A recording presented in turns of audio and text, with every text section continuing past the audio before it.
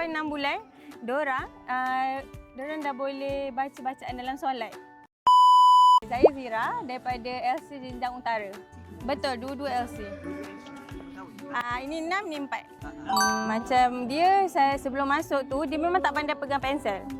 So itu concern saya yang paling besar lah. Sebab saya risau dia tak boleh pegang pensel. Kita cuba juga dekat rumah. Lepas daripada tu mungkin tak sampai 6 bulan lah. Alhamdulillah dia boleh pegang pensel. Mungkin dia boleh lah, tapi tak adalah tulis dengan kemas. Tapi boleh pegang pensel.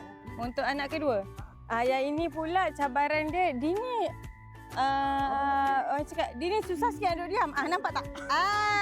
Tapi Alhamdulillah sampai hari ni saya tak ada terima apa-apa komplain. Dan Alhamdulillah teacher LC mampu untuk kawal dia. Dua-dua momen tu sama. So tak sampai 6 bulan, dorang dah boleh baca bacaan dalam solat. Yang itu memang impresif lah sebab tiba-tiba saya boleh dengar dia baca bacaan dalam rukuk. So rasa macam wah. Okey, yang ini memang ekstra, dia akan bagi tahu semua yang dia tahu. So alhamdulillah dia lagi laju sikit lah dari abang dia, tapi dua-dua sama. Memang rasa tersentuh gila, rasa macam sebab dia dah besar ke? Lepas tu rasa macam dalam hati macam tak menyesal, macam tak sia-sia lah hantar dia seawal 4 tahun. Berbaloi sangat.